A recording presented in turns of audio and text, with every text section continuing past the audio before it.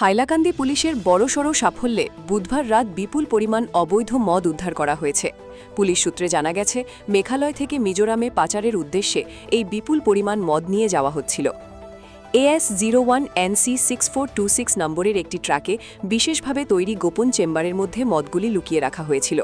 গোপন সূত্রে খবর পেয়ে হাইলাকান্দি পুলিশ লক্ষ্মীরবন্দর বাইপাস এলাকায় অভিযান চালিয়ে ট্রাকটি আটক করে। তল্লাশি চালিয়ে ট্রাকের গোপন চেম্বার থেকে বিপুল পরিমাণ অবৈধ মদ উদ্ধার করা হয়। ঘটনায় ট্রাক চালক জাকির হোসেন চৌধুরীকে গ্রেফতার করেছে পুলিশ। পুলিশ আরও জানিয়েছে, উদ্ধার হওয়া মদের পরিমাণ এবং বাজার মূল্য মিলিয়ে প্রায় 50 লক্ষ টাকার অবৈধ মদ জব্দ করা হয়েছে। এই মদ মিজোরামে পাচার করা হচ্ছিল বলে প্রাথমিক তদন্তে জানা গেছে। পুরো ঘটনার তদন্ত শুরু করেছে হাইলাকান্দি পুলিশ। হাইলাকান্দি থেকে সৌরজিৎ ধরের প্রতিবেদন, ঈশান বাংলা নিউজ, শিলচর।